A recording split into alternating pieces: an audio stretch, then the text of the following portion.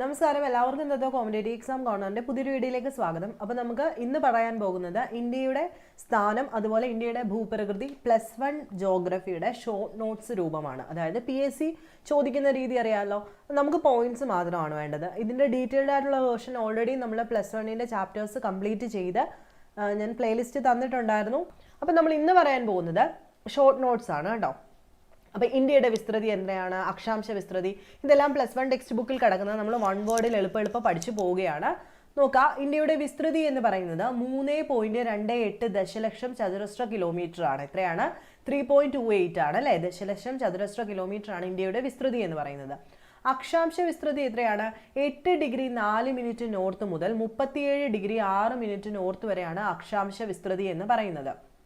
സ്ഥിരം ക്വസ്റ്റ്യൻ ആണ് ഇതെല്ലാം. അടുത്ത രേഖാംശ വിസ്തൃതി എത്രയാണ്? 68 ഡിഗ്രി 7 മിനിറ്റ് ഈസ്റ്റ് മുതൽ 97 ഡിഗ്രി 25 മിനിറ്റ് ഈസ്റ്റ് ആണ് രേഖാംശ വിസ്തൃതി എന്ന് പറയുന്നത്. ആണല്ലോ. ഇന്ത്യയുടെ മധ്യഭാഗത്ത് കൂടി കടന്നു പോകുന്ന പ്രധാന അക്ഷാംശ രേഖ ഏതാണ്? 23.5 ഡിഗ്രി 30 മിനിറ്റ് ഈസ്റ്റ് ആണ് ഇന്ത്യയുടെ നടുഭാഗത്ത് കൂടി കടന്നു പോകുന്ന പ്രധാന അക്ഷാംശ രേഖ. സ്ഥിരം ക്വസ്റ്റ്യൻ ആണ്. ഈ 4 ചോദ്യങ്ങളും എപ്പോഴും ചോദിക്കാറുണ്ട്. ഇനി സ്റ്റേറ്റ്മെന്റ് ചോദിച്ചാലും നമ്മൾ എഴുതണം.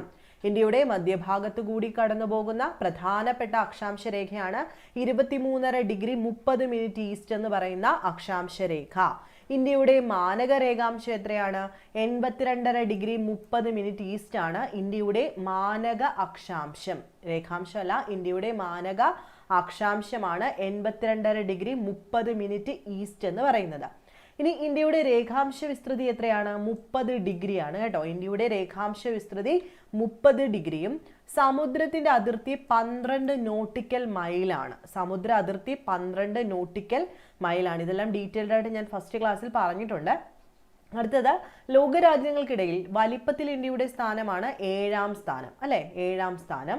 ഇന്ത്യയുടെ തെക്കേ അറ്റത്തിനെ നമ്മൾ എന്ത് വിളിക്കും? ഇന്ദിരാ പോയിന്റ് എന്നും ഉപദ്വീപീയ ഇന്ത്യയുടെ തെക്കേ അറ്റമാണ് കന്യാകുമാരി എന്ന് പറയുന്നത് അല്ലെ? ഉപദ്വീപീയ ഇന്ത്യയുടെ തെക്കേ അറ്റം കന്യാകുമാരിയും ഇന്ത്യയുടെ തെക്കേ അറ്റം ഇന്ദിരാ പോയിന്റുമാണ്. ഇന്ത്യയുടെ അയൽ രാജ്യമായ ദ്വീപരാഷ്ട്രം ഏതാണ്? ശ്രീലങ്കയാണ്. അതുപോലെ ഇന്ത്യയുടെ ഭാഗമായ ദ്വീപുകൾ ഏതൊക്കെയാണ്? ആൻഡമാൻ നിക്കോബാർ ദ്വീപ്, അത് ബംഗാൾ ഉൾക്കടലിലും ലക്ഷദ്വീപ് അറബിക്കടലിലും. എളുപ്പമല്ലേ? അടുത്ത, ഗ്രീനിച്ച് സമയവും ഇന്ത്യൻ സമയവും തമ്മിലുള്ള വ്യത്യാസം എത്രയാണ്? ഇന്ത്യൻ സമയം 5.5 മണിക്കൂർ മുന്നിലാണ്. എന്തിനെയൊക്കെ വെച്ച് നോക്കുമ്പോൾ? ഗ്രീനിച്ച് സമയത്തെ വെച്ച് നോക്കുമ്പോൾ 5.5 മണിക്കൂർ മുന്നിലാണ്. ഇതും പ്രീവിയസ് ക്വസ്റ്റ്യൻ ആണ്. ഇന്ത്യക്കും ശ്രീലങ്കയ്ക്കും ഇടയിലുള്ള കടലിടുക്ക്, സ്ഥിരം ക്വസ്റ്റ്യൻ, പാക് കടലിടുക്കാണ്. ഇന്ത്യക്കും ശ്രീലങ്കയ്ക്കും ഇടയിലുള്ള കടലിടുക്കാണ് പാക് കടലിടുക്ക്.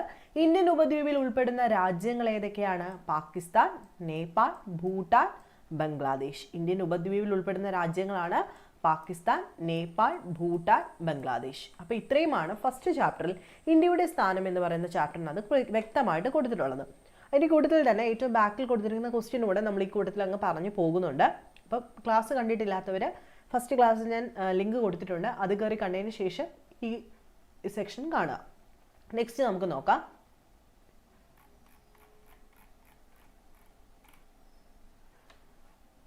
നെക്സ്റ്റ് നമുക്ക് നോക്കാൻ പോകുന്നത് ഇന്ത്യയുടെ ഭൂപ്രകൃതിയെ പറ്റിയിട്ടാണ്. അപ്പോൾ ഇതും ഡീറ്റെയിൽഡ് ക്ലാസ് കണ്ടതിന് ശേഷം നിങ്ങൾ ഷോർട്ട് നോട്ട്സിലേക്ക് വരിക. ഇനി ഒട്ടും സമയമില്ലാത്തവർ ഷോർട്ട് നോട്ട്സ് വായിച്ചു നോക്കുക. അപ്പോൾ ഇന്ത്യയുടെ ഭൗതിക ഭൂവിഭാഗങ്ങൾ അഥവാ ഫിസിയോഗ്രഫിക് ഡിവിഷൻ ഓഫ് ഇന്ത്യ എന്ന് പറയുന്നത് എന്തൊക്കെയാണ്? വടക്ക് കിഴക്കൻ പർവ്വതങ്ങളുണ്ട്, വടക്കൻ സമതലമുണ്ട് അല്ലെ? ഉപദ്വീപീയ പീഠഭൂമിയുണ്ട്, തീര സമതലങ്ങളുണ്ട്, ദ്വീപുകളുണ്ട്. ഇത്രയുമാണ് ഇന്ത്യയുടെ ഭൂപ്രകൃതി എന്ന് പറയുന്നത്. വടക്ക് നോർത്ത് ഈസ്റ്റേൺ പർവ്വതങ്ങൾ, വടക്കൻ സമതലങ്ങൾ അല്ലേ?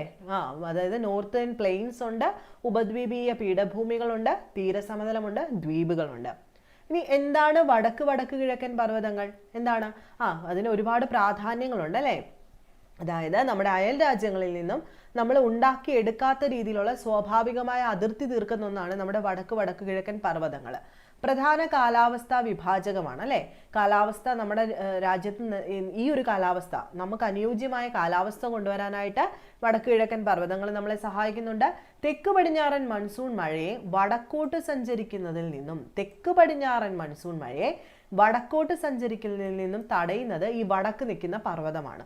ഒപ്പം സൈബീരിയയിൽ നിന്നും തെക്കോട്ട് വീശുന്ന അതിശീതക്കാറ്റിനെ ഇന്ത്യയിൽ പ്രവേശിക്കുന്നതിൽ നിന്നും തടയുക വഴി അതിശൈത്യത്തിൽ നിന്നും നമ്മളെ സംരക്ഷിക്കുന്നതും ആരാണ്? വടക്കൻ അല്ലെങ്കിൽ വടക്ക് കിഴക്ക് പർവ്വതങ്ങളാണെന്ന് പറയാനായിട്ട് സാധിക്കും. അതുപോലെ കാർഷിക പ്രാധാന്യം എന്താണ്? ഹിമാലയത്തിൽ നിന്നും ഉത്ഭവിക്കുന്ന ചെറുതും വലുതുമായ നദികൾ വഹിച്ചു കൊണ്ടുവരുന്ന എക്കൽ നിക്ഷേപങ്ങളാൽ രൂപപ്പെട്ട വടക്കൻ സമതലങ്ങൾ കാർഷിക പ്രാധാന്യമുള്ള പ്രദേശങ്ങളാണ്. സ്ഥിരം നമ്മൾ പറയുന്നതല്ലേ, മിക്ക നദികളും ഉത്ഭവിക്കുന്നത് എവിടെ നിന്നാണ്? ഹിമാലയത്തിൽ നിന്നാണ്. ഹിമാലയം മീൻസ് ഈ വടക്ക് കിഴക്കൻ പർവ്വതങ്ങളിൽ നിന്നാണ്. അതുകൊണ്ട് തന്നെയാണ് അവരെന്ത് കൊണ്ടുവരുന്നത്? ഒഴുകി വരുന്ന കൂട്ടത്തിൽ എക്കൽ നിക്ഷേപങ്ങളൊക്കെ കൊണ്ടുവന്നിട്ടാണ് സമതലങ്ങൾ രൂപപ്പെട്ടിരിക്കുന്നത് ആണല്ലോ. ഇനി സാമ്പത്തിക പ്രാധാന്യം എന്താണ്? ഹിമാലയൻ നദികളിൽ ജലവൈദ്യുത പദ്ധതികൾ പ്രവർത്തിക്കുന്നുണ്ട്. ഹിമാലയൻ വനങ്ങളിൽ ഒരുപാട് തടി ഔഷധ സസ്യങ്ങളുണ്ട്. ഇതെല്ലാം നമ്മളെ സാമ്പത്തികമായിട്ട് മുന്നോട്ട് നയിക്കുന്നു. ഇനി വിനോദസഞ്ചാരം നോക്കുവാണെങ്കിലോ, ജൈവ വൈവിധ്യ മേഖലയാണ്. സുഖവാസ കേന്ദ്രങ്ങൾ ഒത്തിരിയുണ്ട്. തീർത്ഥാടന കേന്ദ്രങ്ങളും സാഹസിക കായിക വിനോദയാത്രകളൊക്കെ നടത്താൻ പറ്റിയ സ്ഥലങ്ങളുമൊക്കെ ഈ വടക്ക് കിഴക്കൻ പർവ്വതങ്ങൾ അനുബന്ധമായിട്ട് ഉണ്ട്. നെക്സ്റ്റ് നോക്കാം, വടക്ക് കിഴക്കൻ മലനിരകളുടെ ഉപവിഭാഗങ്ങളെ പറ്റിയിട്ട് ഡീറ്റെയിൽഡ് ആയിട്ട് +1 ടെക്സ്റ്റ് ബുക്കിൽ പറയുന്നുണ്ട്. എന്തൊക്കെ? ഒന്ന്, കാശ്മീർ അല്ലെങ്കിൽ വടക്ക് പടിഞ്ഞാറൻ ഹിമാലയം. കാശ്മീർ ഹിമാലയത്തിന്റെ മറ്റൊരു പേരാണ് വടക്ക് പടിഞ്ഞാറൻ ഹിമാലയം. രണ്ടെന്താണ്? ഹിമാചൽ ഉത്തരാഖണ്ഡ് ഹിമാലയം. അപ്പൊ 4ആയിട്ട് ഡിവൈഡ് ചെയ്യുന്നു ഈ വടക്ക് കിഴക്കൻ മലനിരകളെ. കാശ്മീർ അല്ലെങ്കിൽ വടക്ക് പടിഞ്ഞാറൻ ഹിമാലയം. രണ്ടെന്താണ്? ഹിമാചൽ ഉത്തരാഖണ്ഡ് ഹിമാലയം. മൂന്നെന്താണ്? അരുണാചൽ ഹിമാലയം. നാലെന്താണ്? കിഴക്കൻ കുന്നുകളും പർവ്വതങ്ങളും. അപ്പൊ ഇത്രയും 4 ഡിവിഷനായിട്ട് തന്നെ ഈ വടക്ക് കിഴക്കൻ മലനിരകളെ നമ്മൾ ഡിവൈഡ് ചെയ്യുന്നുണ്ട്. ഇനി നോക്കാം, മധ്യ ഹിമാലയൻ മേഖലയെ ഉയരത്തിനനുസരിച്ചിട്ട് നമ്മൾ 3ആയിട്ട് ഡിവൈഡ് ചെയ്യാറുണ്ട് അല്ലേ. മധ്യ ഹിമാലയൻ മേഖലയെ നമ്മൾ 3ആയിട്ട് ഡിവൈഡ് ചെയ്യുന്നു. എന്തൊക്കെയാണത്? ഒന്ന്, വടക്കേ അറ്റത്ത് ഹിമാദ്രി. ഹിമാദ്രിക്ക് തെക്ക് ഭാഗത്താണ് ഹിമാചൽ. അതിനും തെക്ക് ഭാഗത്താണ് ശിവാലിക് ആണല്ലോ. അതായത് ഹിമാദ്രി, ഹിമാചൽ, സിവാലിക് ഇങ്ങനെ പോവുകയാണെങ്കിൽ ഇങ്ങനെ വന്നിട്ട് കിഴക്കൻ പർവ്വതത്തിലോട്ട് പോകുന്ന സമയത്ത് ഏറ്റവും ഇവിടെ ഹിമാദ്രി, അതിൻ്റെ തെക്ക് ഹിമാചൽ, അതും കഴിഞ്ഞിട്ടാണ് സിവാലിക് അഥവാ ശിവാലിക്ക് പോകുന്നത്. ഓക്കെ ആണല്ലോ. പ്രധാനപ്പെട്ട കൊടുമുടികളെ പറ്റിയിട്ട് പറയുമ്പോഴോ, മൗണ്ട് എവറസ്റ്റിന് എത്രയാണ് നീളം? 8848 മീറ്ററാണ് ഹൈറ്റ്. നേപ്പാളിലാണ്. അതുകൊണ്ട് K2 അഥവാ ഗോൾഡ്വിൻ ഓൺസ്റ്റൈൻ 8611 മീറ്റർ കാറക്കോറത്തിൽ സ്ഥിതി ചെയ്യുന്നു. കാഞ്ചൻജംഗ 8586 മീറ്റർ ഇന്ത്യയിൽ സ്ഥിതി ചെയ്യുന്നു. ഇതാണ് ഇവിടുത്തെ പ്രധാനപ്പെട്ട കൊടുമുടികൾ എന്ന് പറയുന്നത്. അപ്പൊ സ്ഥിരമായിട്ട് ചോദിക്കുന്ന ക്വസ്റ്റ്യൻ ആണിത്. ഏറ്റവും ഇമ്പോർട്ടൻ്റ് ആയിട്ട് ഓർക്കേണ്ട ഒരു കാര്യം എന്താണ്? ഈ കരൈവ എന്ന് പറയുന്ന കരവ അല്ലെങ്കിൽ കരൈവാസ് എന്ന് പറയുന്നത് ഹിമാനി നിക്ഷേപണ ഭൂരൂപമായ മൊറൈനുകളോടൊപ്പമുള്ള കളിമൺ വസ്തുക്കളും എക്കലും ചേർന്ന് രൂപപ്പെടുന്ന മണ്ണ് നിക്ഷേപമാണ് കരൈവ. ഒന്നുകിൽ കരവ എന്നും പറയാം, കരൈവ എന്നൊക്കെ പറയാം. എന്താണത്? ഹിമാനി നിക്ഷേപണ ഭൂരൂപമാണ് മൊറൈനുകൾ. ഹിമാനി അറിയാലോ, മഞ്ഞ്. അപ്പൊ അതിൻ്റെ നിക്ഷേപണ ഭൂരൂപമാണ് മൊറൈനുകൾ. അതും കളിമൺ വസ്തുക്കളും എക്കലൊക്കെ ചേർന്നിട്ട് രൂപപ്പെടുന്ന ഒരു മണ്ണ് നിക്ഷേപമാണ് ഈ കരവ എന്ന് പറയുന്നത്. ഇത് ഏറ്റവും അനുയോജ്യം എന്തിനാണ്? കുങ്കുമപ്പൂ കൃഷി ചെയ്യാൻ ഏറ്റവും അനുയോജ്യമായ മണ്ണാണ്. ഇത് ചോദിച്ചിട്ടുണ്ട്. ഇനി നെക്സ്റ്റ് നോക്കാം. ഇതിപ്പം ഡീറ്റെയിൽഡ് ആയിട്ട് പുസ്തകത്തിൽ കിടപ്പുണ്ട്. ഈ ചിത്രങ്ങളെല്ലാം അവർ കാണിച്ചു തന്നിട്ടുണ്ട്. ഇനി നോക്കാം, കാശ്മീർ ഹിമാലയത്തിലെ ശുദ്ധജല തടാകങ്ങൾ ഏതൊക്കെയാണ്? ധാല്, വൂളാർ ആണല്ലോ. കാശ്മീർ ഹിമാലയത്തിലെ ശുദ്ധജല തടാകങ്ങളാണ് ധാലും വൂളാറും. ലവണജല തടാകങ്ങളാണ് പാങ്കോങ് സോയും സോമുരീരിയും. ഈ പാങ്കോങ് സോ ഒക്കെ ഇപ്പം നമ്മൾ ന്യൂസിലൊക്കെ കുറച്ച് നാൾ മുമ്പ് കാണുന്നുണ്ടായിരുന്നു കേട്ടോ, ഈ പാങ്കോങ് സോ. അപ്പോൾ പാങ്കോങ് സോയും സോമുരീരിയൊക്കെ ലവണജല തടാകങ്ങളാണ് കാശ്മീർ സൈഡിലെ. ഝലം നദിയുടെ തീരത്ത് സ്ഥിതി ചെയ്യുന്ന നഗരം ഏതാണ്? ശ്രീനഗർ ആണ്. സ്ഥിരം ചോദ്യം. ഇത് 3ഉം സ്ഥിരം ചോദ്യമാണ് കേട്ടോ. അപ്പോൾ 3 കൃത്യമായിട്ട് പഠിക്കുക. ഝലം നദിയുടെ തീരത്ത് സ്ഥിതി ചെയ്യുന്ന നഗരമാണ് ശ്രീനഗർ. ഏറ്റവും വലിയ ഡ്യൂൺ അഥവാ താഴ്വര ഏതാണ്? ഡെറാഡൂൺ ആണ്. എവിടെയാണ്? ഡെറാഡൂൺ ആണ്. സുഖവാസ കേന്ദ്രങ്ങൾ ഏതൊക്കെയാ? സിലം, മസൂറി, അൽമോറ, റാണിഖേത് എന്നിവയാണ് അവിടുത്തെ സ്ഥിരമായിട്ടുള്ള സുഖവാസ കേന്ദ്രങ്ങൾ എന്ന് പറയുന്നത്. ഇനി തീർത്ഥാടന കേന്ദ്രങ്ങളാണ് കേദാർനാഥ്, ബദരിനാഥ്, ഗംഗോത്രി, യമുനോത്രി തുടങ്ങിയവ.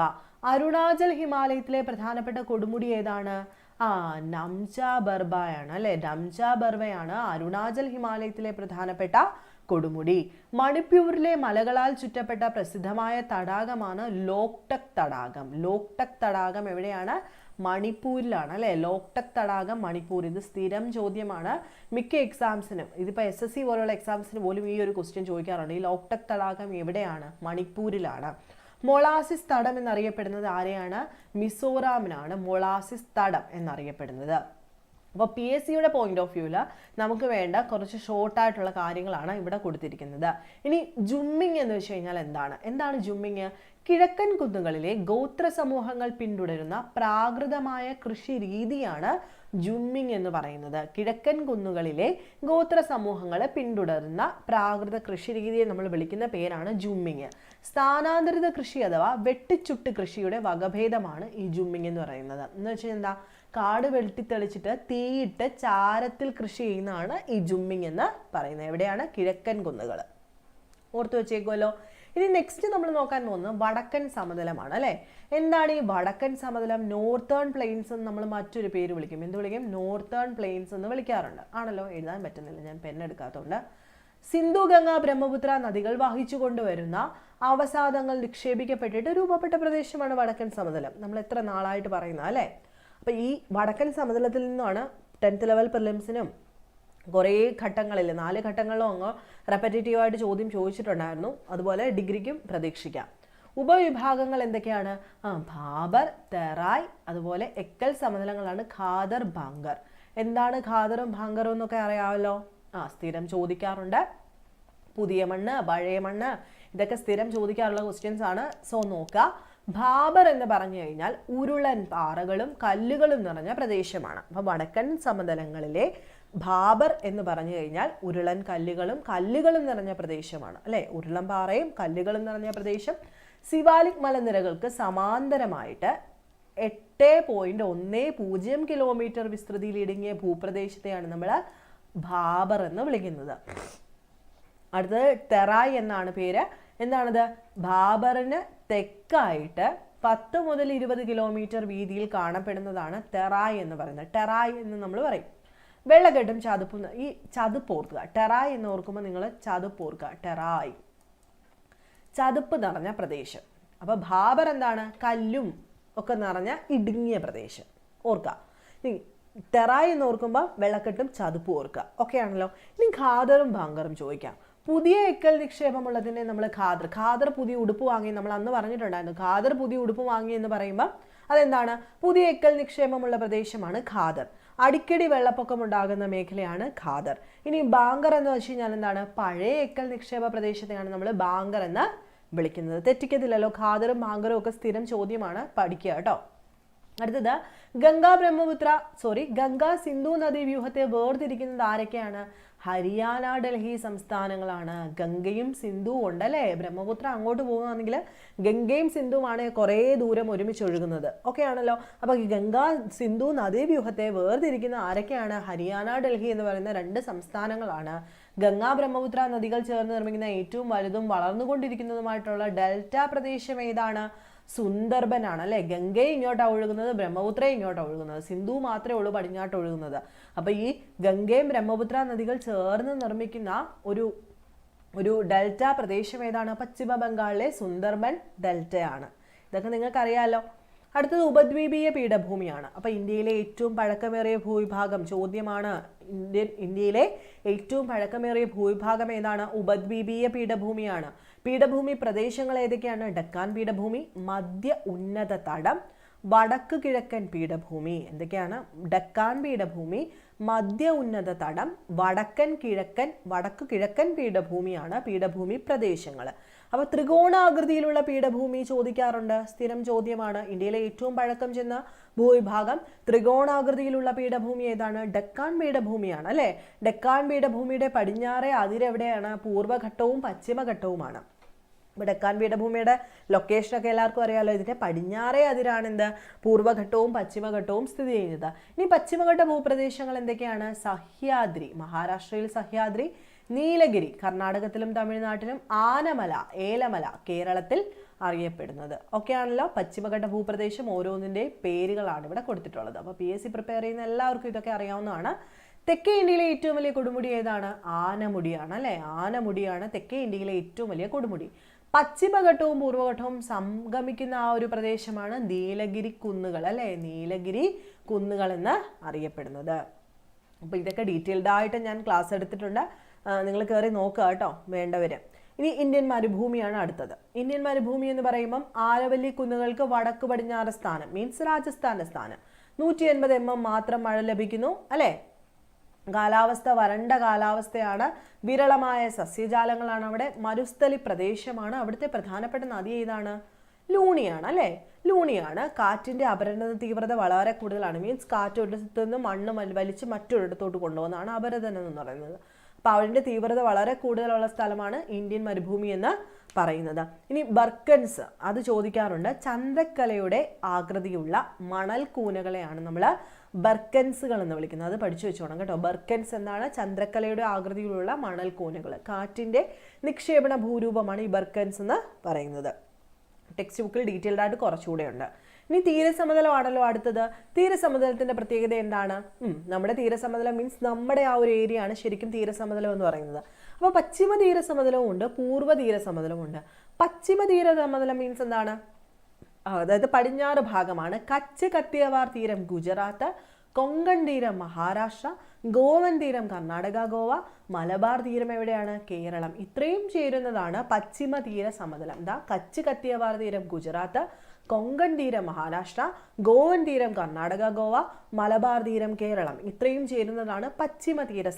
ഇനി പൂർവ്വ തീര സമതലത്തിലേക്ക് വരുമ്പോഴോ നമുക്കറിയാം കോറോമാണ്ടൽ തീരവും വടക്കൻ സിർക്കാട് തീരവും അങ്ങനെ രണ്ടായിട്ടാണ് ഡിവൈഡ് ചെയ്യുന്നത് അല്ലേ. കോറോമാണ്ടൽ തീരം എന്ന് പറയുമ്പോൾ കന്യാകുമാരി മുതൽ നെല്ലൂർ വരെയും, വടക്കൻ സിർക്കാസ് എന്ന് പറയുമ്പോൾ നെല്ലൂർ മുതൽ സുന്ദർബൻ ഡെൽറ്റ വരെ നീണ്ടു കിടക്കുന്നതാണ് ഈ പൂർവ്വ സമതലത്തിലെ വടക്കൻ സിർക്കാസും കോറോമാണ്ടൽ. രണ്ടായിട്ട് ഡിവൈഡ് ചെയ്യുന്നു. മറ്റേതറിയാലോ, കച്ച് കത്തിയവാർ തീരം, കൊങ്കൺ തീരം, ഗോവൻ തീരം, മലബാർ തീരം. ഓക്കെ ആണല്ലോ. ഇനി പശ്ചിമ തീരവും പൂർവ്വ തീരവും തമ്മിലുള്ള വ്യത്യാസം എന്തൊക്കെയാ? അറബിക്കടലിന് സമാന്തരമായി സ്ഥിതി ചെയ്യുന്നതാണ് പശ്ചിമ തീരം അല്ലെ, പടിഞ്ഞാറ്. ഇനി ബംഗാൾ ഉൾക്കടലിന് സമാന്തരമായി സ്ഥിതി ചെയ്യുന്നത് പൂർവ്വ തീരം. ഇടുങ്ങിയതും അഴിമുഖങ്ങളും കായലുകളോട് കൂടിയതാണ് പശ്ചിമ തീരമെങ്കിൽ താരതമ്യേന വീതി കൂടിയതും നിരവധി ഡെൽറ്റകളുടെ സാന്നിധ്യമുള്ളതാണ് പൂർവ്വ തീരം.